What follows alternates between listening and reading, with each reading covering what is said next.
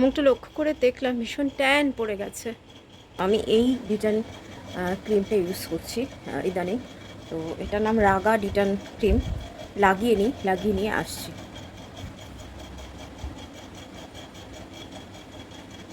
AC আসার পরে আমাদের বাড়িতে আর মশারি টাঙাতে হয় না, কারণ রাত্রিবেলা দেখেছি যে এসি চালালে মশারি টাঙানো হয় না। আর এই হচ্ছে আমার বেড। আমাকে অবশ্যই মশারি আমি টাঙাই, কারণ আমি তো আপনাদের বলেছি যে আমি টিকটিকিতে ভীষণ ভয় পাই। সে কারণে এটা সেই ওই বাচ্চাদের একরকম মশারি হয় না, সেই মানে এরকম ছাতার মতো খুলে যায়, সেই মশারি। এটা সিঙ্গেল বেড মশারি। তো যদিও আমরা 24 থেকে 26 বা 28 এরকম টেম্পারেচার দিয়ে থাকি, সেজন্য একটা চাদর আমাদের লাগে। তো যখন এসি চালানো হয় রাতটা সারা রাতই চলে। আর এই এসিটাকে আপাতত মানে উইন্ডো এসিটাকে খুলতে পারছি না। আর এখন আমি বিকেলবেলা, এখন বাজে ঠিক 6টা বেজে গেছে 2 মিনিট। এখন আমি এই জলগুলো ভরবো। এখানে আমার মতন দেখছে যে মা কী করছে, তো জলগুলো ভরে আসি। এই দেখুন আমার মুখে এখন এটাকে একটু মিলিয়ে দিচ্ছি। যদিও এটা ব্লিচ ক্রিম নয়, তবুও ডিটান ক্রিম, এবং হলেও ডিটান ক্রিমের মধ্যেও কিন্তু একটা কুটকুটুনি ভাব আছে এবং ডেফিনেটলি এটার মধ্যে ব্লিচিং এজেন্ট অবশ্যই আছে, ওরা যতই বলুক আছে।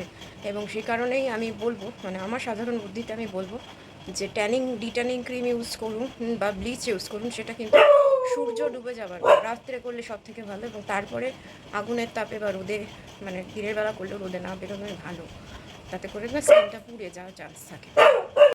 তুলে ফেললাম ডিটান ক্রিমটা। কতটা পরিষ্কার হয়েছে বুঝতে পারছি না, হয়েছে হয়তো কিছুটা। তবে কালকে যখন সকাল বা দুপুর হবে, দিনের আলোতে বোঝা যাবে ভালো যে কি হয়েছে না হয়েছে, পরিষ্কার হয়েছে কি হয়নি। তো এখন মাথাটা, চোখটা খুব যন্ত্রণা করছে বলে ক্যালপল খেয়েছি। ক্যালপলের সঙ্গে রাইসিপার D40 খেয়েছি, না হলে আমার গ্যাস্ট্রাইটিসের প্রবলেম আছে।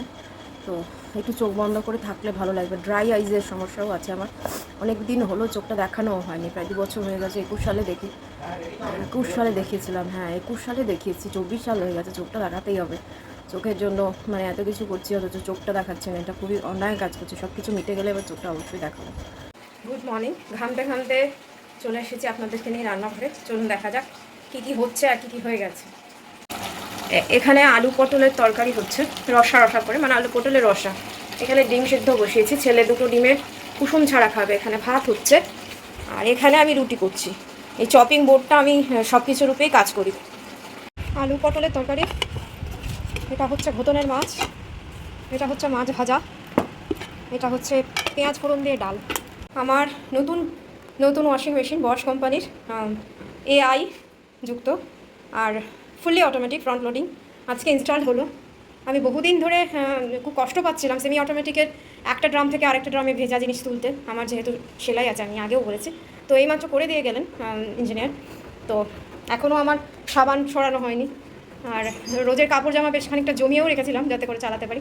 কেমন হয়েছে বলবেন। এই দেখুন, অনেক রকমের ফাংশন আছে এখানে। আর এটা হচ্ছে বশ কোম্পানি, এই যে অনেক রকম রয়েছে। আর এখানে যারা কিনবেন তারা জেনেই নেবেন পরবর্তীতে। কাল সন্ধে ব্লগ শুরু করেছিলাম, আজকে সন্ধে, কালকে 6টা 2-2 ব্লগ শুরু করেছিলাম। আজকে এখন বাজে 5:40 বা 5:45 মতো। আজকে ব্লগটা এখানে শেষ করছি। যারা সার্ভাইভার অরুণিমাকে ভালোবাসেন, আপনাদের চ্যানেল সার্ভাইভার অরুণিমা, আপনারা যদি যুক্ত হতে চান, সাবস্ক্রাইব করে বেল বাটন টিপে অন থাকুন, যাতে করে সমস্ত নোটিফিকেশান আপনাদের কাছে চলে যায়। আর এই যে এই অ্যাকোয়াগার্ডটা আমার বাড়িতে আজকে নতুন ইনস্টল হলো। হ্যাঁ, একসঙ্গে অনেক কিছু নতুন জিনিস দেখাচ্ছি।